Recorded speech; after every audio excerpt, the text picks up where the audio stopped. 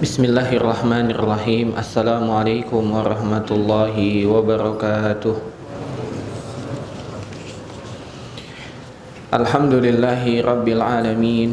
Wabihi nasta'inu ala umurid dunya waddin. Assalatu wassalamu ala ashrafil anbiya'i wal mursalin, nabiyyina Muhammadin wa ala alihi wa sahbihi ajma'in.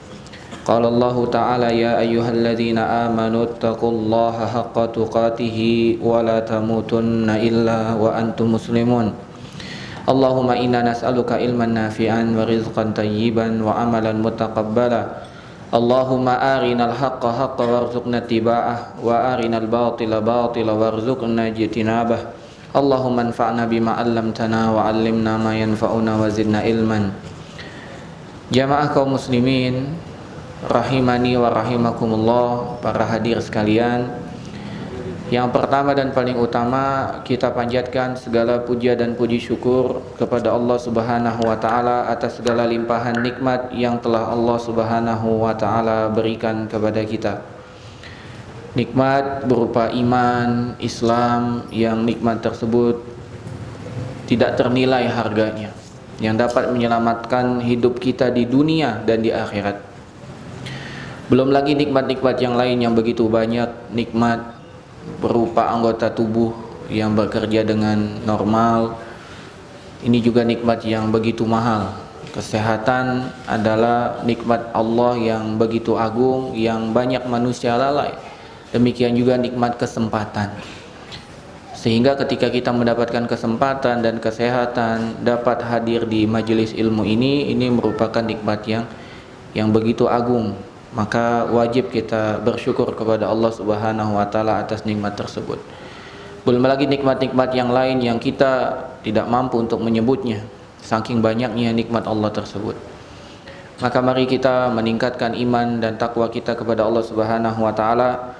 Semoga dengan kita berusaha untuk meningkatkan keimanan dan ketakwaan kita kepada Allah, Allah Subhanahu wa taala membantu kita untuk mewujudkan niat baik kita tersebut. Nabi SAW pernah bersabda, in tasduqillaha yasduqka. Kalau seandainya kalian jujur, Allah akan bantu memenuhi apa yang kalian niatkan.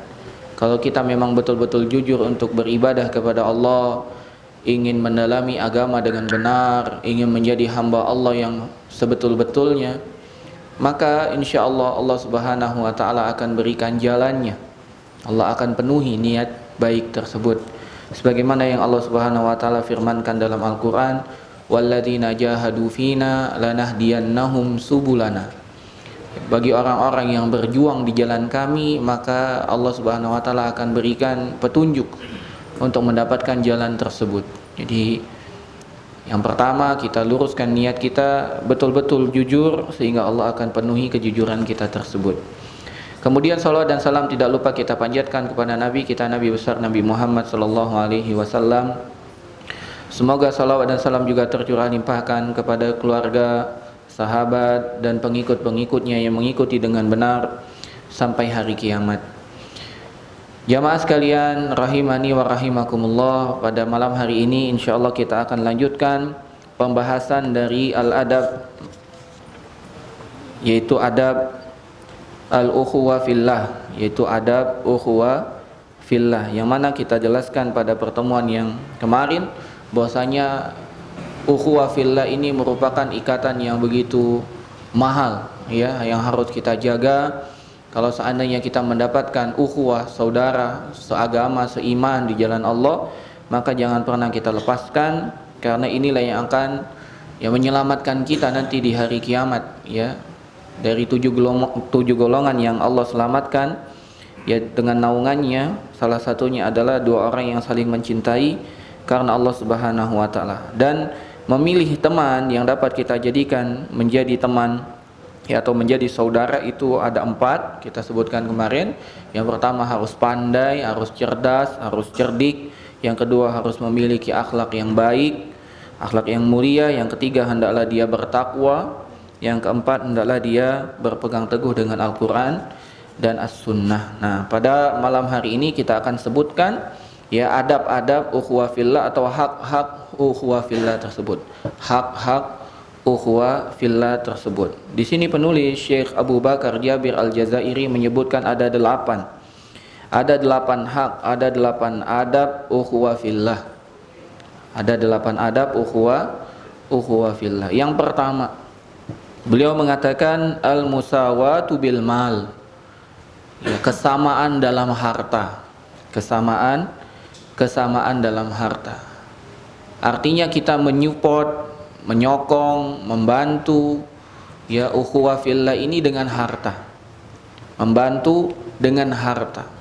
Membantu dengan uang kita. Membantu dengan materi kita. Bahkan dikisahkan ada seseorang datang kepada Abu Hurairah radhiyallahu taala anhu. Datang kepada Abu Hurairah radhiyallahu taala anhu. Kemudian orang tersebut mengatakan, "Inni uridu an uakhika fillah." Wahai Abu Hurairah, sesungguhnya aku ingin menjadi saudaramu, ya, menjadi saudaramu fillah, yakni ukhuwah fillah, menjadi saudaramu karena Allah. Maka Abu Hurairah radhiyallahu taala anhu pun mengatakan, "Atadri ma haqqul ikha?" Apakah kamu tahu adab ukhuwah fillah tersebut? Apakah kamu tahu hak ukhuwah fillah tersebut? Maka orang tersebut mengatakan, "Arifni, aku belum tahu.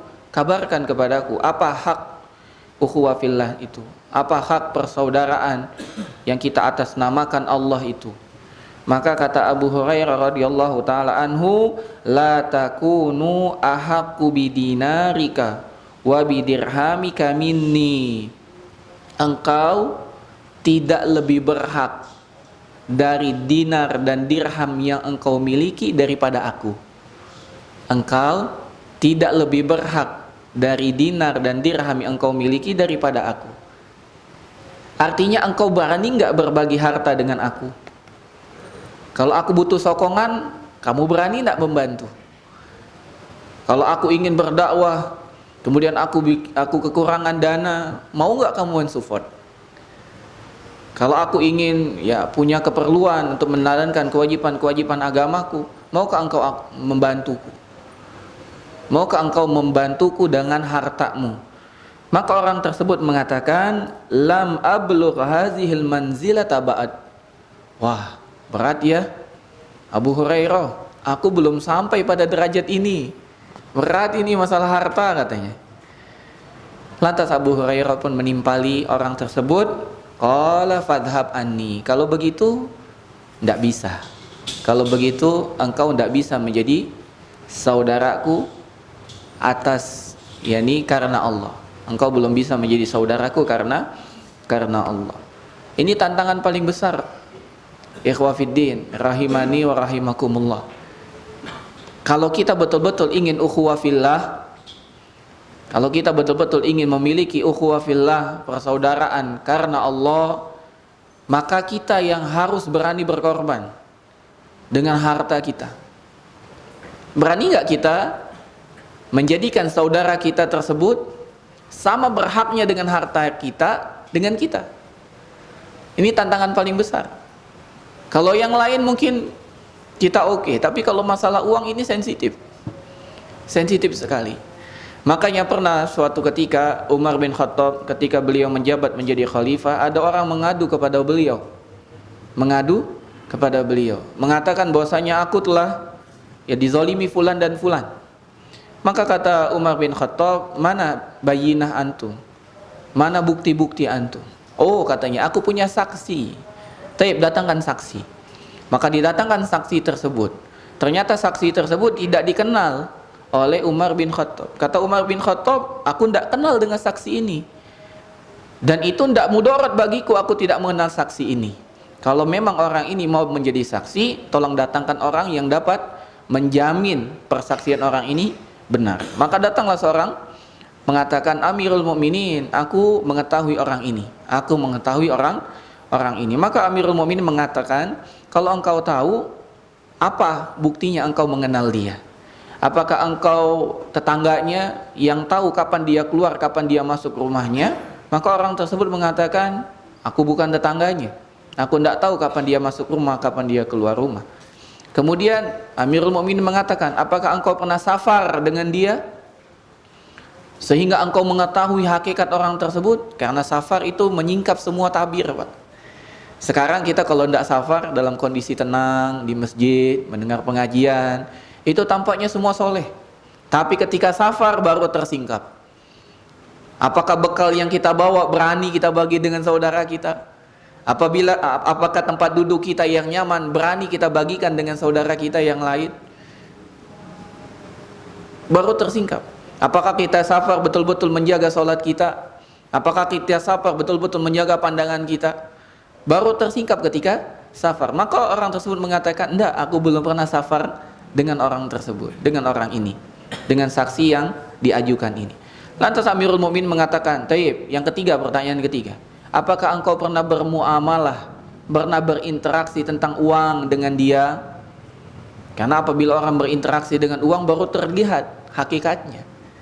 Kalau bukan hakikat dengan uang, belum tersingkap. Tapi kalau dengan uang, ya, makanya terkenal ya penyakit afwan akhi. Ya, itu gara-gara uang. Kalau enggak uang, enggak ada penyakit afwan akhi itu. Bukan Anda mengatakan afwan akhi itu penyakit, bukan. Itu perkataan yang bagus, kita minta maaf. Tapi perkataan tersebut dimaksudkan maksud yang salah. Ya, ketika ditagih hutang, afwan akhi gitu kan. Ya, ketika ini lupa bayar, afwan akhi. Sehingga afwan akhi yang harusnya bagus terkesan jelek. Baru tersingkap kalau sedang bermuamalah dengan uang. Maka orang tersebut pun mengatakan, belum, aku belum pernah berinteraksi tentang uang dengan dia. Maka Umar bin Khattab pun menutup dengan mengatakan, kalau begitu engkau tidak mengenal orang tersebut. Seakan-akan Amirul Mukminin mengatakan, kalau engkau ingin mengenal seseorang, kenali dengan 3 hal. Tanya tentang tetangganya, bagaimana penilaian tetangganya tentang dia. Kalau kata tetangganya baik, insya Allah orang tersebut baik. Yang kedua, tanya ketika dia safar. Kita dapat mengetahui orang itu ketika safar. Benar tidak hakikat orang ini baik ketika safar? Yang ketiga, tentang masalah muamalah tentang uang.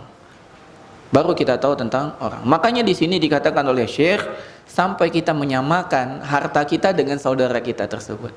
Kalau dia butuh uang, kita siap bantu semaksimal yang kita mampu. Ya tentunya tidak sampai mencelakakan diri kita sendiri, tidak boleh. Karena dalilnya Allah Subhanahu wa taala mengatakan, ku anfusakum wa ahlikum nar. Jaga diri kalian dahulu. Jangan sampai kita membantu saudara kita mencelakakan kita, enggak. Tapi ada di atas itu namanya isar. Kita lebih mengutamakan saudara kita daripada kepentingan kita sendiri. Dan ini yang menyebabkan Allah Subhanahu wa taala tersenyum kepada seorang hamba. Suatu kisah Nabi SAW kedatangan tamu. Qadarullah Nabi SAW tidak memiliki hal atau tidak memiliki makanan yang dapat disajikan kepada tamu tersebut. Maka Nabi pun mengatakan kepada para sahabat, siapakah di antara engkau, di antara kalian yang siap menjamu tamuku? Maka tanpa pikir panjang seorang sahabat mengangkat tangan, aku ya Rasulullah, aku siap ya menjamu tamumu. Maka dibawalah tamu tersebut oleh sahabat ke rumahnya. Sampai di rumah bertanya dia sama istrinya, aku lihat tadi ada makanan. Ada, tapi cuma buat anak-anak. Kita saja tidak bisa makan. Ya udah, tidak apa-apa. Tidurkan anak-anak, makanan untuk anak-anak kita sediakan. Ini ada tamu dari Nabi Muhammad SAW. Maka anak-anaknya pun ditidurkan dalam kondisi belum makan. Dipaksa tidur. Tidurlah anak-anaknya. Makanan yang untuk anak-anak disuguhkan kepada tamu. Tamunya tahu diri. Ayo makan bareng. Tidak, makanlah. Maka suguhan tersebut tidak disentuh oleh tamu. Tidak disentuh sama tamu. Maka sahabat ini melihat tamu tidak menyentuh makanan, maka dia pun mengatakan sama istrinya, tamu kita tidak akan pernah makan makanan itu kalau kita tidak berpura-pura dalam tanda kutip makan. Maka sahabat ini dengan istrinya pura-pura makan di belakang. Kalau kita bunyi piring, ting ting ting, seakan-akan makan, ya. Maka tamu tersebut pun mulai makan, mulai melahap dan menyantap sampai habis. Sampai akhirnya tamu tersebut tidur dalam kondisi kenyang. Pagi hari Nabi SAW mengabarkan kepada sahabat yang lain, sesungguhnya Tuhan kalian telah tersenyum atas perbuatan yang dilakukan oleh salah seorang di antara kalian, yaitu sahabat yang tadi malam menjamu tamu Nabi Muhammad SAW. Ini tingkat yang paling tinggi, namanya isar. Mengedepankan kepentingan saudara kita daripada diri kita sendiri. Nah, yang diminta dalam adab ini bukan melebihkan, sama. Hendaklah dinar kita, dirham kita itu ndak sama haknya dengan saudara kita. Bukan lebih. Itu adab yang diminta pada ukhuwah fillah ini. Maka ini yang harus kita upayakan, ikhwan fiddin rahimani wa rahimakumullah. Karena Nabi SAW mengabarkan kepada kita, muslim satu dengan muslim yang lain dalam hal kasih sayang, dalam cinta mencintai, dalam hal kasih sayang dan lembutnya itu seperti satu tubuh. Kalau satu tubuh sakit, anggota sakit, maka seluruh tubuh merasakan ya demam dan meriang, tidak bisa tidur. Maka ketika saudara kita butuh bantuan, apalagi butuhannya masalah uang, kita bantu semaksimal yang kita butuh. Dan ini bukti bahwasanya kita telah menjadi hubungan ukhuwah fillah. Nah, bukan hanya kita yang meminta belas kasihan, tapi kita yang memberi. Yang kedua, dari hak atau adab ukhuwah fillah, kata penulis di sini, an yakuna kullun minhuma aunan li sahibihi. Hendaklah ukhuwah fillah tersebut terwujud, terbukti di antara keduanya saling membantu. Ya, masing-masing saling membantu untuk memenuhi kebutuhan yang lain. Masing-masing saling membantu memenuhi kebutuhan satu dengan yang lain.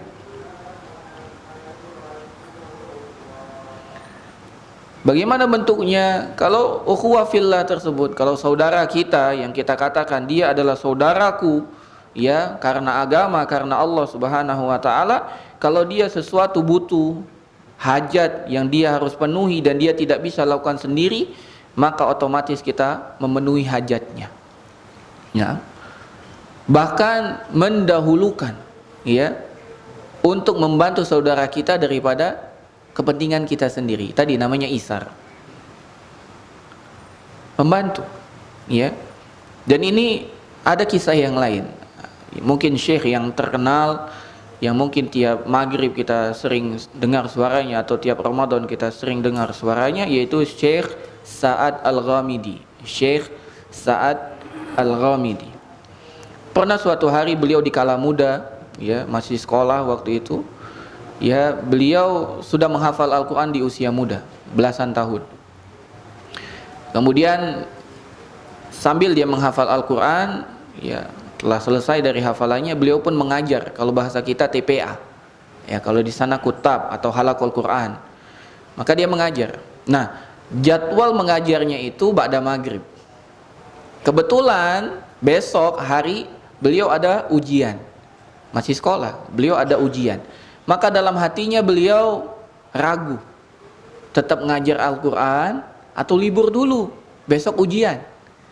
Ya taraddad fi qalbihi, ya ragu-ragu, mana ya.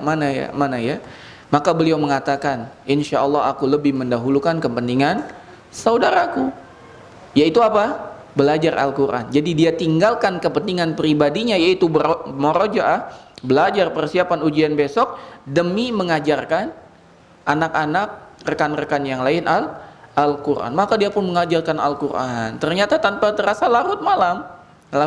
Dia pulang ke rumah, dia dapati sudah malam. Namanya orang sudah aktivitas, nyampe rumah, Pak, masih punya tenaga, Pak, sudah habis, sudah sisa.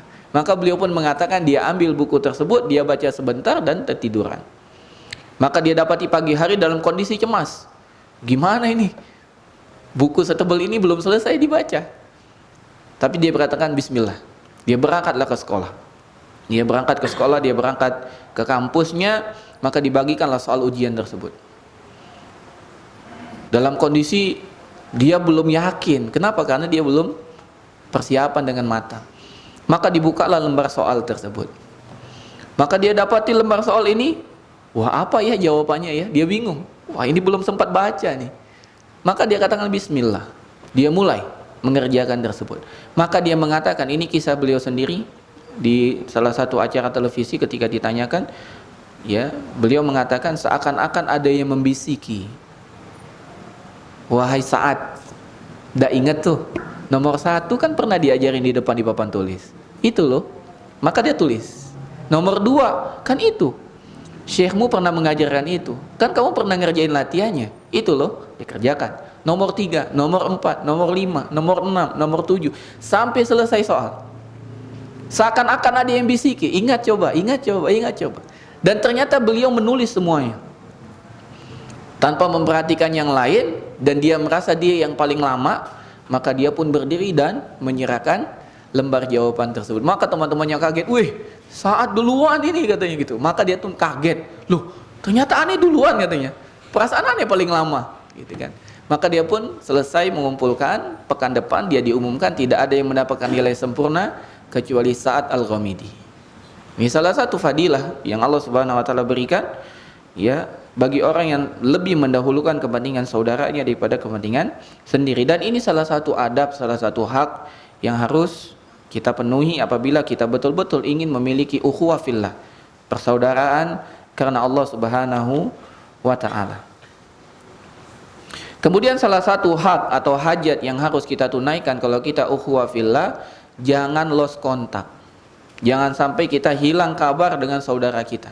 Syekh mengatakan di sini, yas'alu anhu ba'da kulli salasin. Hendaklah rutin menanyakan saudara kita maksimal atau paling tidak 3 hari sekali. Ditanya 3 hari sekali. Jadi kalau kita tidak temu tiap hari, 3 hari sekali tanya. Via telepon kah, via SMS kah, via WA kah, tanya. Kalau IG via DM, tanya. Apa kabar nih? Udah 3 hari kita tidak temu, apa kabar gitu. Begitu. Ini menunjukkan kenapa kita melakukan hal tersebut, karena kita seakan-akan dia adalah bagian dari tubuh kita. Saling tolong menolong. Khawatir kalau dia hilang, mungkin dia sakit, kita tidak tahu. Kita mencari-cari dia. Nah, ini salah satu ya adab ya ketika kita menjalin hubungan ukhuwah fillah. Kalau kita dapati dia sedang sakit, kita jenguk. Kalau kita dapati dia sibuk, ya ada pekerjaan, kita coba bantu semaksimal kita. Tawaran. Ana pernah mendapati ada seseorang, subhanallah, setiap kali ketemu satu kalimat yang luar biasa menurut ana. Ketemu dengan ana misalnya, dia salaman, assalamualaikum, Mas Taufik, apa kabar? Alhamdulillah sehat. Ana manggilnya Ustad. Alhamdulillah sehat Ustad. Gimana Mas Taufik? Ada yang bisa ana bantu? Pertanyaan itu terus diulang setiap pagi. Ketemu biasanya dengan beliau jam 8. Ya, Anda sudah duduk, ya, beliau datang, ajak salaman. Assalamualaikum Mas Taufik. Waalaikumsalam. Gimana kabarnya? Sehat-sehat. Bagaimana Mas? Apa yang bisa Anda bantu? Ini luar biasa. Itu kalimat yang menurut Anda hal tersebut harus kita sering utarakan. Kalimat itu jarang kita utarakan. Ya, dan itu bukan basa-basi. Kalau seandainya dia memang butuh bantuan kita, kita kerahkan bantuan kita. Jangan sampai orang yang mengenal manhaj salaf ini kalah care, kalah perhatian dengan orang-orang yang belum mengenal manhaj salaf. Orang-orang awam yang belum mengenal petunjuk Islam dengan baik. Jangan sampai kita kalah. Sebagian mereka lebih care dengan saudaranya. Bertanya, gimana? Ada apa yang bisa kami bantu kan gitu. Kita yang sering ketemu pengajian, ketemu salam aja. Tapi tidak pernah nanya, apa yang bisa Anda bantu? Tanya. Ucapan tersebut menunjukkan bahwasanya kita sedang membangun emosi, bahwasanya kita ini adalah ukhuwah fillah. Kita ini adalah bersaudara karena Allah Subhanahu wa taala. Ya. Dan itu hal yang baik yang pernah Anda temui dan menurut ana harus ana sampaikan, dan mungkin ini bermanfaat untuk kita semua. Kita tanya, apa yang bisa ana bantu untuk antum, apa yang bisa ana lakukan untuk meringankan kesulitan antum, kita tanya. Ya. Kalau seandainya kita dapat dia lalai, kita ingatkan. Ya. Kalau seandainya dia datang mendekat kita, kita berikan sambutan hangat. Ahlan, berikan sambutan hangat. Ya, salah satu guru kami, hafizahullah taala, semoga Allah menjaga beliau.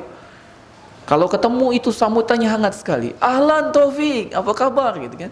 Padahal tadi juga ketemu Ustaz gitu kan. Tapi sambutannya hangat sekali. Perasaan di kelas tadi sudah ketemu.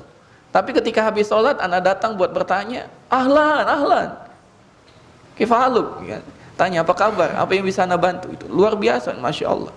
Nah kadang-kadang kita karena sering berinteraksi enggak memberikan wajah yang ceria, wajah yang cemerlang, Ya, seakan-akan kita sangat bahagia ketika ada orang datang kepada kita. Tunjukkan.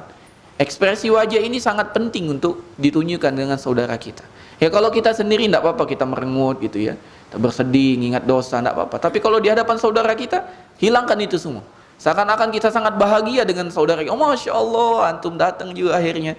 Anda udah tunggu-tunggu antum gitu ya. Begitu, tunjukkan seakan-akan kita sangat bahagia ketika dia datang kepada kita. Dan itu salah satu adab. Nah, kemudian adab juga adalah ketika kita duduk majelis seperti ini berlapang-lapang. Ada yang datang geser, langsung otomatis. Tafassahu fil majalis. Ya, kita berlapang-lapang. Jangan sampai kita ngaku ya kita ukhuwah fillah, kita satu majelis, tapi ketika ikhwan datang, antum ini masa kita pepet-pepet, jangan. Berlapang-lapang, ayo kita maju ya. Masya Allah, alhamdulillah sekarang masjid ini kelihatan kecil ya. Kenapa? Karena yang hadir ramai. Maka tafassahu ya. Masjid ini akan menjadi besar kapan, Pak? Kalau yang datang sedikit ya. Kalau yang datang ramai, masjid ini menjadi kecil. Nah, barakallahu fiik. Kemudian salah satu adab juga masih yang kedua, yaitu kita menolong dia, memberikan bantuan, saling menolong, yaitu kita memberikan semua perhatian apabila dia bicara. Ketika dia ingin bicara, kita berikan semua perhatian kita kepada dia. Kalau seandainya kita belum siap, kita minta izin, afwan sebentar, ana nasi WA atau lagi apa sebentar. Nah, ketika dia mulai bicara, kita berikan semua yang dia mau. Apa? Gimana akhi? Gimana? Gitu, tanya. Itu salah satu bentuk. Dan ini nasihat yang disampaikan oleh Luqman kepada anaknya. Wala tusair khaddaka linnas wala tamshi fil ardi maraha. Jangan engkau palingkan wajahmu, jangan kasih pipi. Kasih semuanya wajah. Dan jangan engkau berjalan di muka bumi ini dalam kondisi angkuh, takabur, sombong, ya. Ini adab yang kedua. Adab yang ketiga. Kata penulis di sini, an yakufa anhu lisanahu illa bi khairin. Menahan lisan kita untuk bicara tentang saudara kita kecuali kebaikan. Artinya kita tidak bicara keburukan saudara kita. Menjaga lisan kita, menahan lisan kita dari berkata tentang saudara kita kecuali kebaikan. Ya. Maka kita tidak boleh menyebutkan aibnya. Orang tidak tahu aib saudara kita, tiba-tiba kita kasih tahu, enggak. Ya. Baik itu di belakangnya atau lagi di depannya, enggak boleh. Enggak boleh. Dan ini butuh latihan. Dan ini butuh latihan. Kadang-kadang kita karena sudah terlampau dekat keceplosan. Nah, ini butuh latihan. Butuh latihan. Kita tahan. Kalau seandainya keceplosan langsung minta maaf, afwan, enggak maksud, ya. Ini kita harus latihan, Pak. Karena sebagian orang karena terlalu dekat, maka tersebut semuanya. Bahkan dia lupa ini majelis umum, bukan majelis dia berdua. Saking akrabnya, kan ada orang banyak ngobrol kan, seakan-akan cuma dia berdua. Semua aib saudaranya dipaparkan. Ini ada orang. Wih, ente kemarin kan begitu tuh. Ya, di giginya ada bekas cabai tuh. Orang lain lihat. Tidak boleh, kita tutupi aib tersebut. Kita tutupi. Jangan sampai karena kedekatan kita hilang adab tersebut. Ini sebagian manusia salah. Semakin dekat, semakin mudah dia mencoreng harkat martabat saudaranya, salah. Dengan orang nggak kenal, dia jaim. Dengan orang nggak kenal, jaim. Dengan orang yang sudah kenal, dia coreng martabat saudaranya tanpa dia merasa itu merupakan kesalahan. Nah, ini harus kita perbaiki. Jangan sampai seperti itu. Nah, ini yang ketiga, menahan lisan kita dan tidak membuka rahasia-rahasianya. Tidak membuka rahasia-rahasianya. Dan rahasia ini berat, Pak. Rahasia ini berat. Kalau antum semua mendapatkan rahasia, ana pengen cerita, tapi jangan ceritakan ke yang lainnya. Itu berat, Pak. Itu berat. Kenapa? Orang yang cerita saja itu tidak bisa nahan dirinya untuk tidak bicara. Terus dia limpahkan rahasia itu kepada kita. Berat tidak, Pak? Dia yang punya cerita, dia saja tidak bisa nahan dirinya untuk tidak cerita. Apalagi kita yang dititipkan cerita, itu paling berat. Ya, makanya kalau antum memasang badan untuk mendengar rahasia teman antum, maka antum harus jaga. Bahkan kata sebagian ulama, kalau ada saudara antum mengajak antum ngomong berdua, ketahuilah itu adalah rahasia yang tidak boleh disebar. Anak mau ngomong, sini aja, enggak mau berdua. Itu rahasia. Tanpa dia ngomong, jangan kasih tahu yang lain ya. Kenapa? Karena kalau dia ingin itu orang lain tahu, dia ngomongnya di depan. Nah, sebagian kita enggak memahami, kurang sensitif. Anak mau ngomong empat mata berdua. Habis dia ngomong itu disebarkan lagi. Oh, tadi ikhwan itu ini ngomongin ini. Allah. Jangan seperti itu. Itu rahasia yang tidak boleh kita buka. Nah, dan kita tidak boleh juga mencari-cari aib yang selama ini dia usahakan dia tutupi. Jadi antum selama ini itu kerja apa? Enggak, katanya berkawan, antum enggak mau muka. Itu udah, kalau dia enggak mau cerita, berarti itu aib yang tidak mau dia kasih tahu. Jadi sebelum antum taubat, ini antum kerjanya apa? Udah, dia enggak mau cerita, jangan dibuka. Dan masalah dosa enggak boleh diungkit-ungkit. Kata Nabi Muhammad SAW, kullu ummati mu'afa. Setiap umatku itu diampuni oleh Allah, illal mujahirun, kecuali orang yang pamer dosa. Apa yang dimaksud dengan pamer dosa? Allah telah tutupi dosanya, tidak ada orang yang tahu. Kemudian dia mengatakan, aku telah melakukan dosa ini dan itu, malam ini, siang itu. Ini tidak boleh. Dulu anda sudah tutup. Dulu anak lupa, sudah. Kita sendiri saja yang tahu. Allah telah tutupi rahasia itu, hanya kita dan Allah Subhanahu wa taala yang tahu, maka jangan buka ke orang yang lain. Nah, ini salah satu makna menutup lisan kita kecuali berkata yang baik. Nah, kemudian ada perkataan yang indah disampaikan oleh Imam Asy-Syafi'i rahimahullahu taala.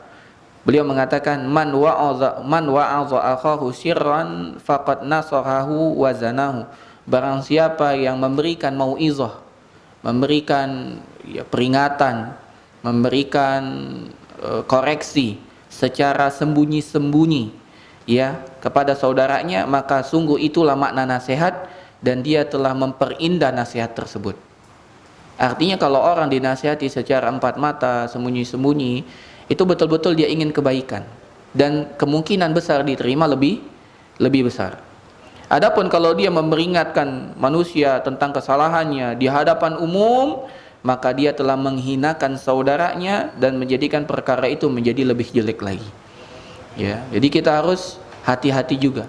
Kalau kita mau menyebutkan kesalahan orang, untuk memberikan itu pelajaran, maka tanpa sebut nama. Dan Nabi Muhammad SAW telah mengajarkan kepada kita tentang tiga orang yang datang kepada Nabi Muhammad SAW ingin tahu bagaimana ibadah Nabi. Nggak ketemu Nabi, ketemu istri Nabi, diceritakan oleh istri Nabi bagaimana ibadahnya Nabi.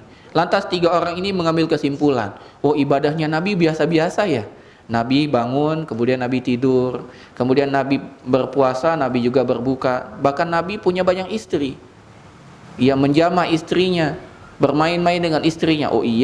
Kemudian tiga orang ini mengambil kesimpulan, itu kan Nabi, udah dijamin surga. Lah kami belum masuk surga, belum pasti masuk surga. Maka tiga orang tersebut memberikan pemahamannya sendiri. Dan ini salah satu waspada kita, jangan sampai mengambil kesimpulan dari suatu dalil, dari suatu hadis, suatu ayat, suatu kisah berdasarkan pemahaman kita sendiri. Sesat, Pak. Sesatnya lebih banyak daripada benar. Tiga sahabat ini mengatakan, kalau begitu aku tidak mau tidur, aku mau sholat malam sepanjang malam. Karena aku bukan Nabi, belum tentu masuk surga. Berarti ibadahku harus lebih banyak, lebih hebat. Satu lagi bilang, kalau begitu aku tidak akan pernah berbuka, puasa terus sepanjang tahun. Karena aku manusia biasa, bukan Nabi. Satu lagi mengatakan, kalau aku sudah, ente kan cuma bangun malam, ente kan cuma puasa. Kalau aneh, la atazawwajun nisa, kalau aku tidak mau nikahi perempuan. Tujuannya apa? Malam-malam aku tahajud, siang-siang aku berpuasa. Tidak ada waktu untuk main-main dengan istri. Ente malam-malam tahajud, siang main sama istri. Ente siang puasa, malam main sama istri. Kalau gitu aneh tidak mau menikah. Malam dan siang aku habiskan untuk ibadah kepada Allah. Apakah Nabi cinta, bahagia dengan tiga orang ini? Bahkan Nabi marah. Nabi langsung naik mimbar dan berkhutbah kepada sahabat yang lain. Siapa di antara kalian telah mengatakan aku tidak mau tidur, ingin sholat malam terus, aku tidak mau berpuasa, pengen puasa tidak mau berbuka, pengen puasa terus, aku tidak mau menikah. Ya, siapa di antara kalian? Tidak disebut namanya. Padahal Nabi tahu, dikasih tahu sama istrinya kan, fulan, fulan, fulan. Disebut tidak sama Nabi? Tidak disebut. Fama balu aqwam. Apa kehendak seseorang? Apa hendak orang-orang tersebut? Ingin melakukan puasa, tidak buka. Ingin sholat malam, tidak mau tidur. Tidak mau menikah. Apa kehendaknya? Nabi tidak sebut namanya. Ini salah satu tanda kita tidak boleh membuka aib seseorang di hadapan umum. Tidak boleh, ya. Kecuali dia adalah orang yang menyeru kepada keburukan, harus kita waspadai. Beda, Pak. Kalau dia menyuruh untuk dirinya sendiri, kita harus tutupi. Tapi kalau dia sudah berdakwah, contoh ada orang mengatakan zina halal, nah kita waspadi orang tersebut karena dia telah berdakwah. Tidak boleh kita, jangan sampai orang terkena penyakitnya. Tapi kalau dia untuk dirinya sendiri, tidak perlu kita bukakan aibnya. Maka pelaku dengan pendakwah itu beda hukumnya. Maka pelaku harus kita tutupi. Kita berikan nasihatnya sembunyi-sembunyi. Apa kata Nabi SAW? Ketahuilah aku ini adalah manusia yang paling bertakwa kepada Allah dan paling takut kepada Allah. Jangan ada di antara kalian yang mengatakan bahwasanya ada yang lebih bertakwa dan lebih takut daripada Nabi Muhammad SAW. Jangan ada di pikiran kalian bahwasanya oh Nabi seperti itu ibadahnya karena Nabi telah dijamin surga, jadi Nabi tidak perlu takut, Nabi tidak perlu bertakwa. Hilangkan pikiran itu, kata Nabi. Tidak kayak gitu. Aku dijamin masuk surga, aku pun paling takut, aku pun paling bertakwa. Kalau memang pengen jadi orang bertakwa, pengen jadi orang yang paling takut kepada Allah, contoh aku. Itu makna kalamnya, itu makna kalimatnya. Ketahuilah aku adalah orang yang paling takut dan paling bertakwa kepada Allah. Tetapi aku berpuasa, aku berbuka. Aku sholat malam, aku pun tidur. Bahkan aku menikahi banyak wanita. Bukan satu, Pak. Wa atazawwajun nisa, aku menikahi banyak wanita. Istri Nabi 11. Ya, yang hidup sampai beliau wafat ada 9. Belum lagi budaknya. Ya, belum lagi anaknya, cucunya, banyak beliau urusi. Kemudian Nabi tutup sabdanya, faman ghariba an sunnati falaisa minni. Barang siapa yang benci dengan sunnahku, maka dia bukan golonganku. Jadi barang siapa yang tidak mau ikut sunnahku, bikin-bikin sekte sendiri, aliran sendiri, cara sendiri, maka dia bukan golongan Nabi Muhammad Sallallahu Alaihi Wasallam. Maka jangan pernah ada pikiran, kan itu Nabi. Iya, nggak ada di zaman Nabi, nggak ada di zaman sahabat. Sahabat sudah dijamin surga, lah kita kan belum dijamin. Maka kita harus bikin ibadah baru. Nggak begitu pemahamannya. Pemahamannya karena mereka telah dijamin masuk surga, maka kita ikuti mereka. Kalau kita ada pikiran kita bikin yang baru, ketahuilah kita telah kena tipu daya dari iblis, laknatullah alaihi. Mungkin kita dengarkan azan terlebih dahulu sebelum kita lanjutkan pada adab yang selanjutnya. Wassallallahu ala nabiyina Muhammadin wa ala alihi washabihi ajmain. Assalamualaikum warahmatullahi wabarakatuh. Alhamdulillahirabbil alamin. Wa bihi nasta'inu ala umurid dunya waddin. Assalatu wassalamu ala asyrafil anbiya'i wal mursalin nabiyina Muhammadin wa ala alihi washabbihi ajmain. Kita lanjutkan yang keempat dari adab dan hak dalam ukhuwah fillah, persaudaraan karena Allah Subhanahu wa taala, an yu'tiyahu min lisanihi ma yuhibbuhu minhu. Memberikan kepada saudara kita dari lisan kita apa-apa yang kita cintai untuk diri kita sendiri. Artinya kita berbicara kepada saudara kita dengan apa-apa yang kita senang orang berbicara dengannya. Memberikan yang kita senangi dari ucapan kepada saudara kita. Jadi kalau kita ingin diberikan yang lemah lembut, kita juga lemah lembut. Kalau kita ingin dipanggil dengan nama terbaik yang kita punya, misalnya namanya Muhammad Anugrah, kita suka dipanggil Muhammad, maka dipanggil Muhammad. Nah, salah satu hal yang sering terjadi di antara kita, namanya bagus-bagus tapi disingkat. Namanya Muhammad, dipanggil Muhammad. Ya, maka jangan. Sebagaimana kita senang dipanggil dengan nama yang indah, maka jangan juga kita dipanggil dengan nama, jangan manggil orang dengan nama yang singkat. Namanya bagus sekali, Abdullah, nama yang indah. Nama yang kata Nabi Muhammad SAW, ahabbuz asma'i ilallah Abdullah Abdurrahman. Nama yang paling dicintai Allah itu Abdullah Abdurrahman. Namanya Abdullah dipanggil Dul. Ya, ini salah satu hal yang tidak boleh kita lakukan. Maka kita latih diri kita untuk memanggil dengan nama lengkap. Memanggil dengan nama lengkap. Ya. Walaupun ya terkadang kita karena ingin cepat juga ngambilnya yang terakhir, tapi kita usahakan dengan nama yang lengkap, ya. Misalnya namanya Abbas, kita panggil Abbas. Biasanya kita menggunakan panggil Bas. Panggil dengan nama yang sempurna, ya Abbas, ya. Nabi itu tidak pernah nyingkat, Pak. Nabi tidak pernah. Ya Umar, pernah nggak Nabi mana? Mar. Ya. Abu Bakar, ya Abu Bakar. Tidak ada Nabi yang bu gitu. Kita berusaha untuk memenuhi nama yang terbaik. Kalau namanya ya mungkin agak panjang namanya, ya kita panggil dengan nama yang panjang tersebut. Itu karena kita tidak terbiasa. Kalau kita terbiasa, insya Allah mudah. Nama Ana misalnya, nama Ana paling sering disingkat orang, ya. Namanya Taufik, namanya Pik, ya. Jadi berusahalah untuk kita memanggil dengan nama yang lengkap, ya. Ini yang keempat, ya. Demikian juga apabila kita memberikan nasihat, ya. Kita berikan nasihat. Sebagaimana kita senang diberikan nasihat, kita juga memberikan nasihat. Sebagaimana kita ingin nama kita dijaga. Senang enggak, Pak? Kalau kita punya teman menjaga nama baik kita dimanapun kita berada, senang. Maka kita pun menjaga nama baik saudara kita. Dan salah satu bentuk kita memberikan yang terbaik, kita menyanjung, menyebut-nyebut kebaikan saudara kita, sedangkan dia tidak hadir. Sekarang nih tidak ada saudara kita yang hadir, kita sebut, kita puji dia. Masya Allah Fulan, ya kita iri sekali dengan Fulan karena Fulan begini dan begini. Mujinya di belakang, bukan di depan. Kalau muji di depan, kata Nabi SAW, barang siapa yang memujimu di depan, ambil pasir lempar. Ya, kenapa? Karena tidak banyak orang kuat dengan pujian. Banyak orang tertipu dengan pujian. Akhirnya masuklah dalam hatinya apa? Penyakit ujub. Akhirnya habis ujub, ria bukan ria, kiber, sombong dia. Habis dia ujub, dia sombong. Oh memang aneh, siapa lagi kalau bukan aneh. Kalau bukan anak ndak ada nih masjid. Kalau bukan anak ndak ada ini kajian. Kalau bukan anak ini penyakit. Maka janganlah sering-sering kita memuji orang di depan. Puji itu di belakang. Ndak apa-apa biar dia ndak tahu, dia tahu dari orang lain, ndak apa-apa. Ya, kebanyakan orang mujinya di depan dia. Itu seakan-akan dia diberikan ujian yang besar. Ndak banyak orang bisa selamat dengan pujian di depan, Pak. Puji itu di belakang. Kalau kita memang cinta dengan dia karena Allah, pujinya di belakang, jangan di depan. Ya. Kemudian yang kelima dari adab atau hak ukhuwah fillah ini adalah hendaklah kita memaafkan kesalahan saudara kita. Yang besar kita maafkan, yang kecil kita lupakan. Yang besar kita maafkan, yang kecil kita lupakan. Kita anggap itu bukan salah, sudah.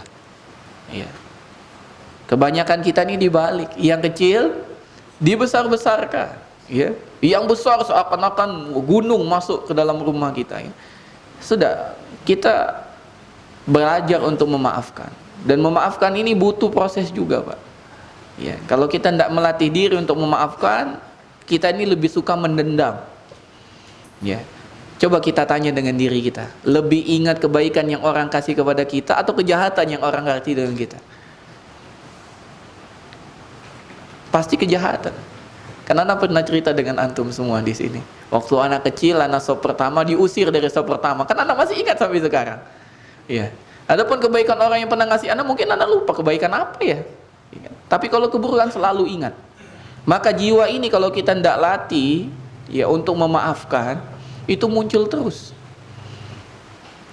Makanya keluarlah dari lisan kita, sekarang baik, dulu ente kan jahat dengan aneh. Nah, itu lupakan.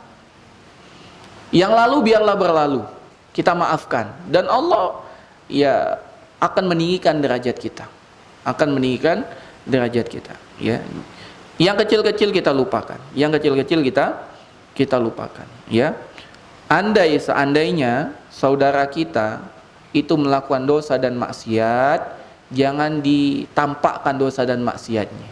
Kata Nabi SAW, la takun auna lisyaitan ala akhik. Jangan engkau jadi penolong bagi setan terhadap saudaramu. Dengan apa? Dengan kita menyebut-nyebut, menjelek-jelekkan. Oh, dia sekarang sudah ahli maksiat, dia sekarang tidak ke masjid, dia sekarang tidak kajian. Udah, tutup.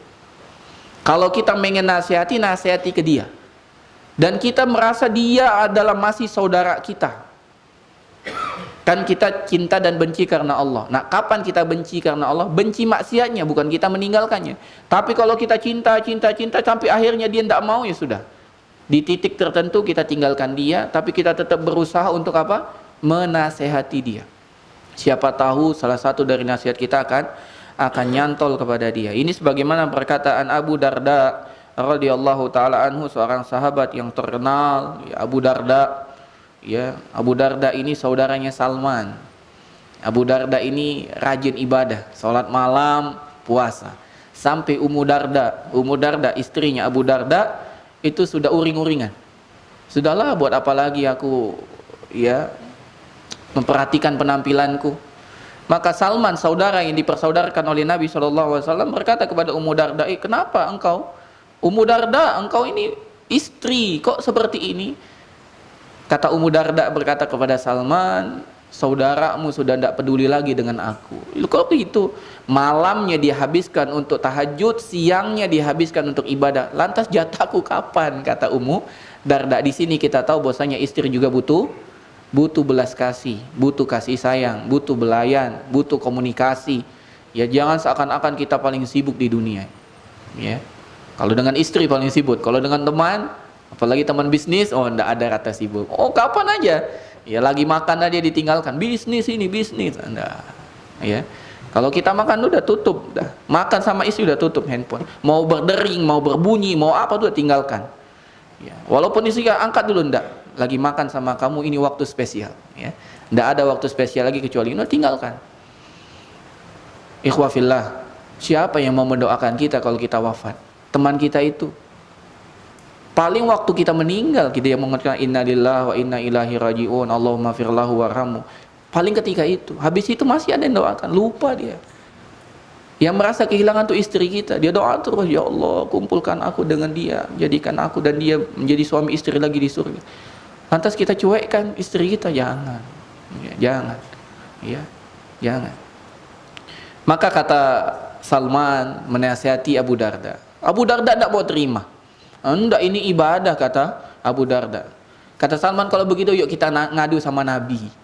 Maka dibawalah Abu Darda dan Salman ke Nabi SAW. Kata Nabi SAW, betul apa yang dikatakan Salman, antum yang salah Abu Darda. Semuanya ada hak yang harus engkau penuhi. Ya, istrimu juga penuh hak yang harus engkau penuhi. Maka didapat nasihat tersebut, Abu Darda ternyata masih puasa. Akhirnya Salman tidur di rumah Abu Darda. Kata Salman, atau sebelumnya Salman tidur di rumah Abu Darda. Ketika Abu Darda mau bangun, kata Abu Darda, tidur dulu. Anak kan tamu, muliakan tamu. Muliakan tamu, tidur dulu. Maka akhirnya Abu Darda tidur. Baru menjelang subuh baru bangun. Udah dongkol nih Abu Darda nih. Ini kan harusnya jadwal sholat malam ini, karena dia lagi anak tidur. Pagi-pagi puasa dia. Kata Salman, aneh tidak akan sarapan kalau ente nggak makan. Makanlah dulu sama aneh. Akhirnya batal puasanya. Tambah dongkol. Akhirnya Abu Darda marah. Antum nih gangguin anak, katanya. Ana mau sholat malam antum gangguin, ana mau puasa antum gangguin. Ana lapor sama Nabi. Ayo, kata Salman. Akhirnya mereka berdua datang kepada Nabi. Terus kata Nabi, yang betul Salman, semua itu punya haknya dan istrimu pun punya hak, jiwamu pun punya hak. Nah, di sini pentingnya kita ukhuwah fillah. Kenapa Salman sampai sebegitunya kepada Abu Darda? Karena Salman merasa itulah saudaranya, Pak. Sampai rela tidur, Pak, bermalam di rumah saudaranya. Ini menunjukkan bahwasanya kecintaannya itu luar biasa. Kecintaannya luar biasa yang harus kita teladani. Yang keenam, hendaklah kita setia kawan. Setia kawan. Setia kawan yang dimaksud dalam ukhuwah fillah bukan setia kawan hanya dalam kesenangan saja, enggak, susah senang setia, Pak. Bahkan setelah saudara kita itu meninggal, kita lanjutkan persaudaraan ini kepada keturunannya. kepada keturunannya. Kita sambung. Ya. Jadi kalau kita berukhuwah fillah ini bukan hanya kita dengan teman kita, enggak. Kita kenalan dengan bapaknya, kita kenalan dengan anak-anaknya. Kenapa? Kalau seandainya dia meninggal, kita terus baikkan dengan anaknya. Ini sebagaimana kisah Nabi SAW pernah kedatangan seorang wanita tua. Nah, wanita tua. Maka Nabi SAW pun menyambut dengan sambutan yang begitu hangat. Begitu hangat. Maka Nabi memberikan alasannya kenapa beliau memberikan sambutan hangat kepada wanita yang sudah tua itu. Kata Nabi SAW, innaha kanat ta'tina ayyamal Khadijah. Dahulu wanita ini sering datang mengunjungi Khadijah ketika Khadijah masih hidup. Artinya Nabi menyambung persaudaraan yang dibangun oleh Khadijah istrinya. Disambung. Dan salah satu yang dilakukan oleh Nabi Muhammad SAW, kalau Nabi itu bersedekah, Nabi bagi dengan dengan teman-temannya, Khadijah binti Khuwailid, istrinya beliau. Bahkan Aisyah radhiyallahu taala anha pernah marah, pernah cemburu. Aku tidak pernah cemburu dengan orang yang telah mati kecuali dengan Khadijah. Sesungguhnya dia telah mati, namun namanya terus disebut-sebut oleh Nabi Muhammad SAW. Maka pernah Aisyah mengatakan suatu kalimat yang cukup tajam tentang Khadijah. Maka Nabi pun memberikan penjelasan tentang kedudukan Khadijah. Ketahuilah bahwasanya Khadijah adalah orang yang beriman di saat manusia tidak beriman. Dia telah memberikan semua yang dia punya di saat semua orang tidak mau memberikan. Dan beliau dapat memberikan anak-anak di saat istri-istriku tidak memberikan aku anak. Maka Aisyah radhiyallahu taala anha sejak itu tidak berani lagi ngomong. Dijelaskan oleh Nabi SAW keutamaan Khadijah bintu Khuwailid. Maka salah satu hal yang dapat kita ambil bahwasanya Nabi terus menjaga hubungan dengan saudara-saudara istrinya. Ini menunjukkan bahwasanya persaudaraan yang dibangun itu tidak terputus kalau meninggal. Enggak, kita lanjut kepada anaknya, kepada cucunya, kepada siapa saja. Kemudian yang ketujuh dari adab kepada ukhuwah fillah ini adalah tidak membebankan saudara kita hal-hal yang menyebabkannya dia sulit. Tidak memberikan beban yang menyulitkan saudara kita. Tidak memberikan beban yang menyulitkan saudara-saudara kita. Karena perkawanan, pertemanan yang kita bangun ini fillah, Pak. Hubungannya karena Allah. Maka tidak boleh kita mumpung kawan, kapan lagi? Kita bahasanya tuh? Aji mumpung. Mumpung dia sudah jadi teman anak, pinjam motor, pinjam laptop, pinjam rumah, pinjam galo-galo. Ini namanya aji mumpung, tidak boleh. Karena persaudaraan kita karena Allah, Pak. Maka jangan sampai ada berubah niatnya sekarang karena dunia. Karena kalau kita sudah ngambil manfaat di situ, ini hubungannya sudah masalah dunia, tidak boleh. Tidak boleh. Makanya dalam ukhuwah fillah itu usahakan kita yang terus memberi. Kita yang terus memberi. Jangan aji mumpung. Kita nih suka aji mumpung dan itu hawa nafsu memang harus kita lawan. Jangan sampai seperti itu. Dan salah satu hal yang harus kita lihat juga, jangan sampai membebankan saudara kita adalah jangan kita terlalu resmi, terlalu saklek, terlalu saklek dalam berhubungan ini. Apa bahasanya itu? Jadi orang yang easy going itu apa? Mudah. Jadi orang yang mudah bergaul, mudah. Menganggap itu mudah semua. Makanya di sini dikatakan oleh Nabi Muhammad SAW atau dikatakan oleh salah seorang, dikatakan bahwasanya orang itu sudah tidak ada lagi hal yang memberatkan, sudah betul-betul mudah dia bersaudara itu apabila dia memiliki 4 perkara. Jadi sudah tidak jaim-jaim lagi. Gimana kita mengetahui orang itu sudah tidak jaim-jaim lagi, Pak? Tidak jaga image lagi, tidak sungkan-sungkan lagi dengan saudaranya. Betul-betul sudah jadi saudara dengan 4 hal. Yang pertama, apabila dia makan di rumah saudaranya. Kalau dia sudah makan di rumah saudaranya, ini sudah benar-benar saudara. Yang kedua, apabila dia berani minta izin untuk ke kamar mandi, buang air di rumah saudaranya. Yang ketiga, dia sholat di rumah saudaranya. Yang keempat, dia bermalam di rumah saudaranya. Apabila dia melakukan 4 hal ini, maka ini merupakan tanda bahwasanya sudah tidak ada lagi rasa sungkan di antara persaudaraan yang dibangun oleh 2 orang tersebut, ya. Dan yang terakhir, hendaklah kita selalu mendoakan saudara kita tersebut untuk dia, untuk anak-anaknya, dan untuk keluarganya. Sebagaimana kita sering mendoakan untuk diri kita, keluarga kita, ya, dan anak-anak kita.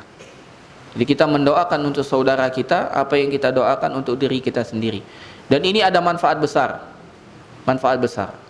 Kata Nabi Muhammad SAW, "Idza da'a ar-rajulu li akhihi fi dhahril ghaibi qala al-malaku laka mislu dzalik." Kata Nabi Muhammad SAW, barang siapa yang berdoa untuk saudaranya sedangkan saudaranya tidak mengetahui, sehingga tidak usah dikasih tahu, Pak. Kita berdoa tanpa diminta, kita berdoa tanpa pengetahuannya, kita doa betul-betul dari hati kita. Kenapa kita berdoa? Karena dia adalah saudara kita. Kita berdoa, maka malaikat pun mendoakan untuk kita yang berdoa. Apa doanya? Walaka mislu dzalik, bagimu sesuai apa yang kau doakan.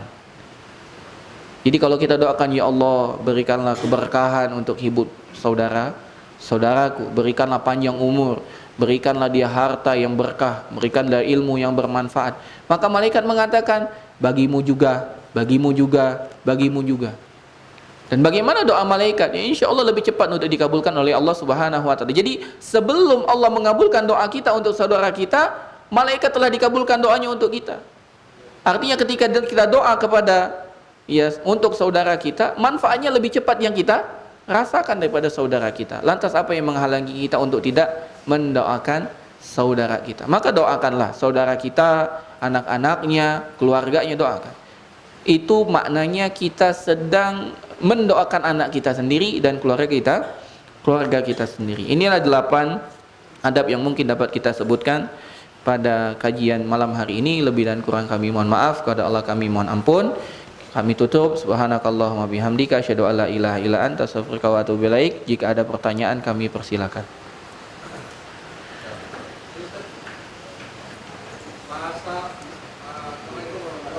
Waalaikumsalam warahmatullahi wabarakatuh.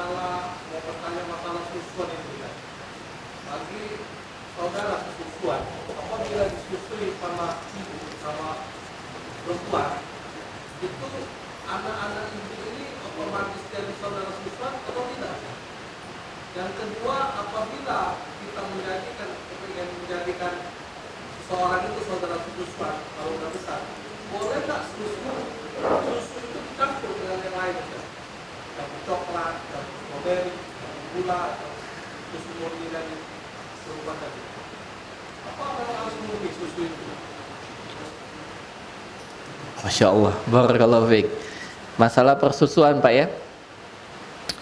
Jadi Nabi SAW mengatakan yang dimaksud dengan persusuan itu adalah 5 kali persusuan, khams radoat, 5 kali persusuan, ya, 5 kali persusuan. 5 apa 3 ya? 5 kan? 5 kali persusuan. Dan persusuan yang dimaksud langsung dari sang ibu. Walaupun di sini ada khilaf para ulama. Yang penting masuknya susu kepada bayi tersebut. Namun standarnya adalah sampai bayi itu kenyang. Sampai bayi itu kenyang, sampai tidak mau lagi minum. Jadi sekali sampai kenyang. Kalau dia terputus belum kenyang, tidak termasuk, Pak. Jadi sampai dia kenyang. Karena ada bayi itu nyusu memang dia karena haus. Nah, sampai dia kenyang dia lepas sekali. Lapar lagi dia susu sampai kenyang 2 kali, sampai 5 kali. Artinya itu sulit. Harus benar-benar fokus untuk menyusukannya 5 kali. Nah, kalau sudah sampai 5 persusuan, maka diharamkan untuk yang susuan sama seperti yang diharamkan untuk nasab. Artinya tidak boleh nikah, ya, dan lain sebagainya. Ya, mahram juga, ya, dia jadi mahram. Ini tidak boleh menikah dengan saudara susu, ya. Kemudian apa? Menikah dengan anaknya. Kita menikah dengan anaknya, saudara susu tidak boleh. Tapi kalau anak kita menikah dengan anaknya saudara susu boleh tidak? Boleh kan, sepupu. Boleh. Sepupu susu boleh. Sepupu kandung saja boleh. Apalagi sepupu susuan, ya, boleh. Jadi Adapun yang kedua pertanyaannya, susu dicampur makanan. Enggak, ini hanya susu saja, Pak. Jadi enggak masuk. Jadi sampai dia kenyang, wah dia susunya enggak kenyang nih, tambah coklat, enggak termasuk. Yang dimaksud hanya susunya saja. Wallahu a'lam bishawab. Ya, soalnya gini Ustaz, untuk menjadikan susu kayak anak angkat Ustaz ya, kan udah besar Ustaz. Itu kakek mau kasih dia tuh kalau minum susu murni itu gimana Ustaz? Iya. Wallahu a'lam bishawab. Itu ada kejadian di zaman Nabi, tapi kata para ulama itu kekhususan, tidak bisa dicontoh. Mensusui orang yang sudah dewasa atau sudah besar. Nah, salah satu syaratnya yang persusuan tadi, pertama 5 rodoat, 5 kali susuan, dia sampai kenyang. Yang ketiga masih masa susu. Masih masa susu. Yaitu sebelum 2 tahun. Kalau lewat dari 2 tahun tidak bisa lagi. Gitu, ya. Jadi hanya masih di masa susu. Itu yang disepakati oleh para ulama. Jadi yang pertama 5 susuan, kemudian yang kedua adalah sampai kenyang, kemudian pada masa susu yaitu di bawah 2 tahun. Wallahu a'lam bishawab. Wallahu. Ini kan anak ibu ini kan banyak Ustaz. Apakah dia termasuk sesusuan juga seluruh anaknya atau cuma berduanya aja Ustaz? Anak yang mana, Pak? Jadi kan yang muslim banyak anaknya Ustaz. Iya. Kan ada 3, ada 4, Iya. ada besar gitu kan. Waktu dia sesusuan untuk yang lain, sesusuan sama anaknya itu, apa ini termasuk nama anak itu atau cuma satu aja Ustaz? Sebut nama dulu, Pak ya. Misalnya namanya Fatimah. Ya. Fatimah ini ibu, punya anak 3. Ada namanya Husain, ada namanya Hasan, ada namanya Maryam. Nah, si Fatimah ini menyusui namanya Ahmad. Maka Ahmad jadi saudara susu bagi Hasan, Husain dan Maryam. Hasan Husain tidak boleh nikahi Hasan Husain. Maryam tidak boleh nikahi Ahmad, tidak boleh nikah karena itu saudara persusuannya.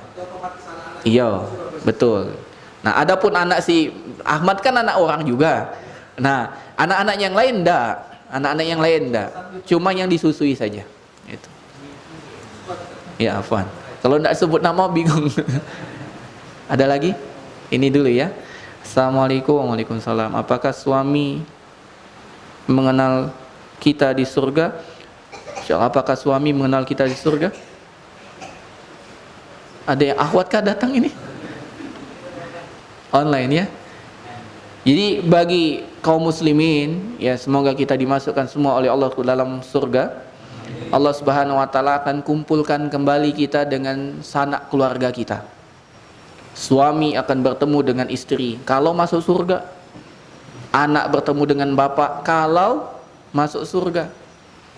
Apalagi kakek bertemu dengan nenek, kakek bertemu dengan cucu bertemu dengan kakek. Begitu kumpul kita.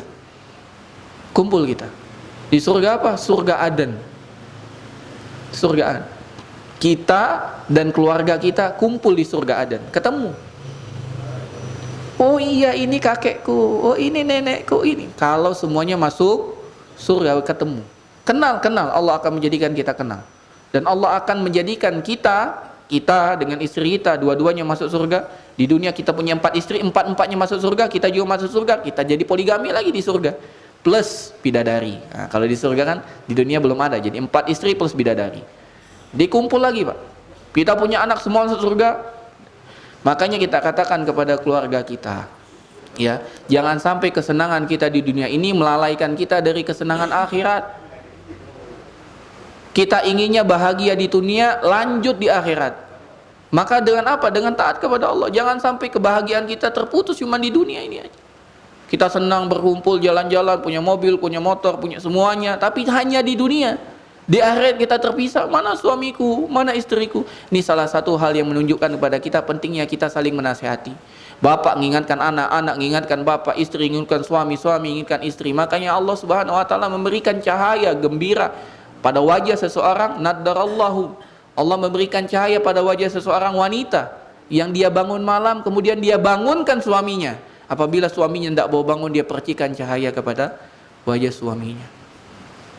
Percikan, Pak ya, bukan siram dengan ember. Dan Allah memberikan cahaya pada wajah seorang suami yang dia bangun malam, kemudian dia bangunkan istrinya untuk bangun malam bersamanya. Dan apabila istrinya tidak mau bangun, maka dia percikan air pada wajah istrinya. Ini salah satu cara.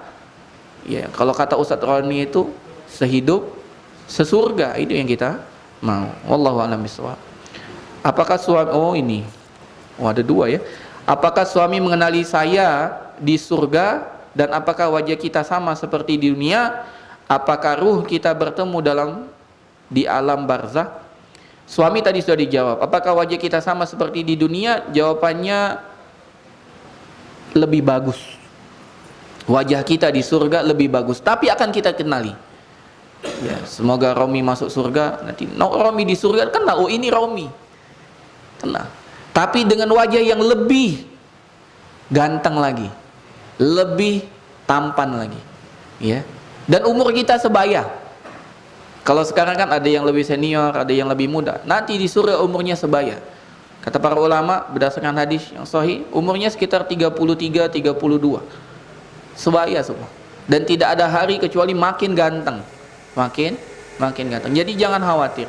Pernah ada seorang nenek-nenek datang kepada Nabi Muhammad SAW. Ya Rasulullah, apa aku masuk surga? Jawaban Nabi apa? Nenek-nenek tidak masuk surga. Maka nenek-nenek ini pun langsung bersedih. Maka Nabi pun mengatakan, panggil.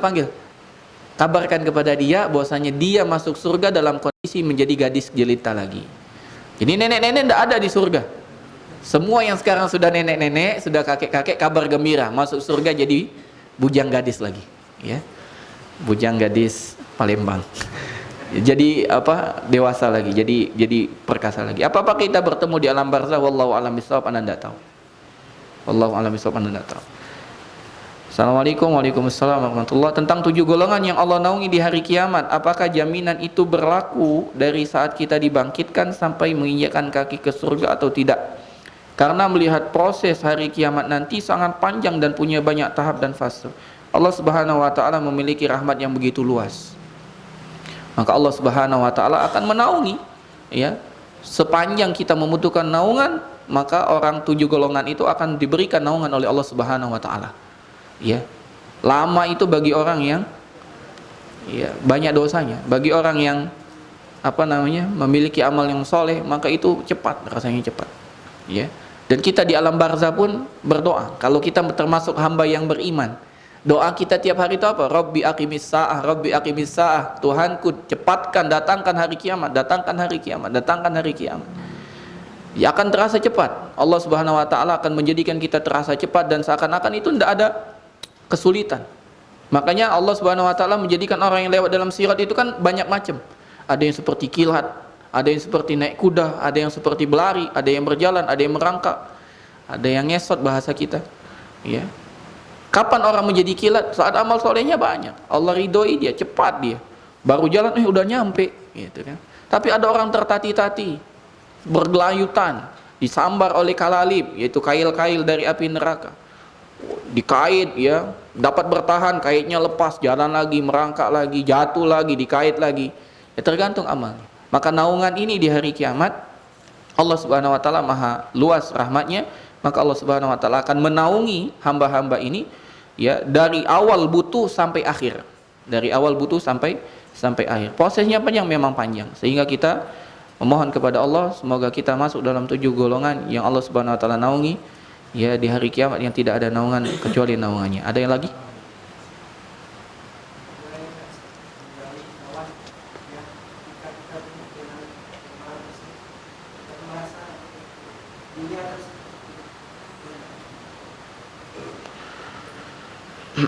Boleh nggak menjauhi teman yang apabila kita duduk bersamanya seakan-akan kita ingat dunia lupa akhirat? Maka jawabannya, jangan jadikan dia saudara dalam agama.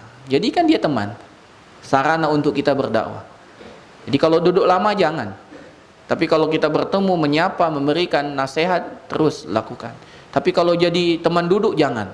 Jangan jadikan dia teman duduk. Makanya Nabi SAW mengatakan, wala tusahib illa mu'minan. Jangan engkau jadikan teman kecuali orang beriman. Wala ya'kul ta'amaka illa taqi. Dan jangan berikan makananmu kecuali orang yang bertakwa. Artinya bergaul boleh.